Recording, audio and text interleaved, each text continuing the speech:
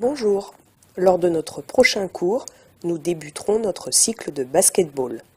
Cette vidéo vous présentera le règlement simplifié qui sera utilisé durant vos matchs. Le règlement de basket-ball est composé de nombreuses règles, mais pour simplifier le jeu et l'arbitrage lors de notre cycle, nous n'en utiliserons que 4. Découvrons ensemble la première, la règle du non-contact. Cette règle est essentielle. Elle existe depuis la création du basket-ball. Lorsque mon équipe n'a pas le ballon, je suis en défense.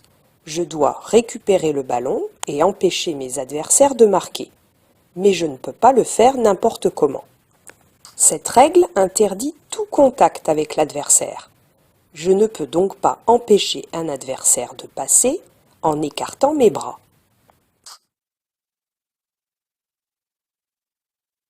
Je ne peux pas non plus taper sur les mains de mon adversaire pour lui prendre le ballon.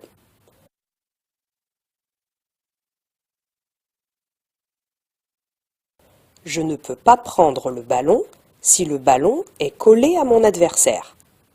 Par contre, si le ballon n'est pas collé à son corps et si je ne touche pas ses mains, je peux essayer de le prendre. Je ne peux pas non plus toucher avec mes mains un adversaire placé dans mon champ de vision.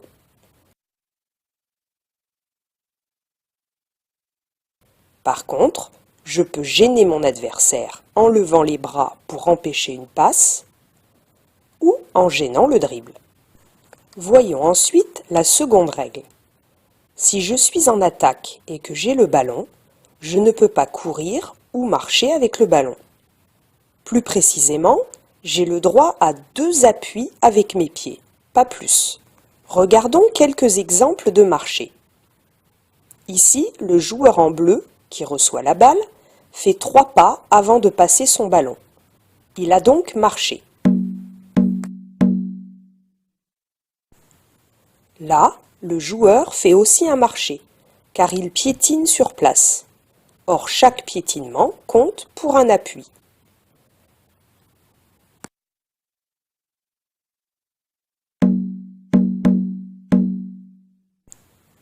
Quand je reçois le ballon, je dois donc laisser mes 2 pieds au sol. Par contre, le règlement me permet de pivoter autour du premier pied que j'ai posé. Cette technique va notamment me permettre de changer de direction. Et pour tirer en course, après avoir dribblé, je dois me rappeler que je n'ai droit qu'à 2 appuis. Découvrons maintenant la troisième règle. Vous l'avez compris, il est interdit de se déplacer avec le ballon sans dribbler. Un joueur ne peut pas dribbler une seconde fois après avoir terminé son premier dribble. Le dribble prend fin lorsque le joueur touche simultanément le ballon avec ses 2 mains ou s'il le laisse reposer dans l'une des 2 mains. Enfin, terminons par la quatrième règle. Tout d'abord, sachez que dans un match officiel, les joueurs sont au nombre de 10, 5 dans chaque équipe. Quand une équipe attaque, l'autre défend, et inversement.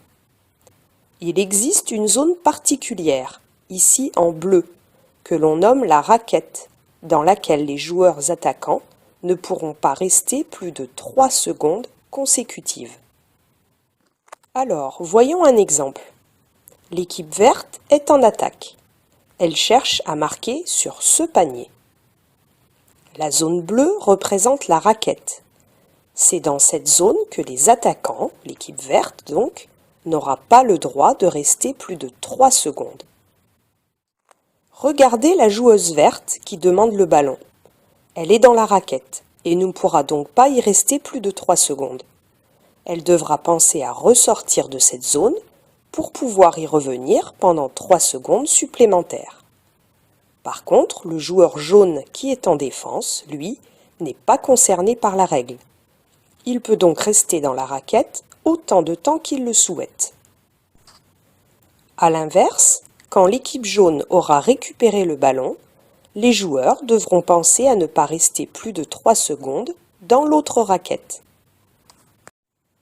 Il existe quand même une situation où les joueurs pourront rester plus longtemps dans la raquette. En effet, à chaque tir sur le panier, les 3 secondes s'annulent. Si je tire au panier ou si un de mes coéquipiers tire, je ne suis donc pas obligé de ressortir de la raquette, car le chronomètre est remis à 0 et j'ai encore droit à 3 secondes dans cette zone. Pour terminer, sachez que les lignes rouges marquent les limites du terrain. Si le ballon sort ou si un joueur en possession du ballon marche sur la ligne, même si le ballon n'est pas sorti, la balle est donnée à l'adversaire. La remise en jeu se fait sur le côté du terrain, à l'endroit de la sortie. Il en est de même pour toutes les fautes commises sur le terrain. Les remises en jeu se feront sur le côté du terrain, au niveau où a été commise la faute. Voilà, cette vidéo explicative est terminée et il ne me reste plus qu'à vous donner rendez-vous à votre prochain cours.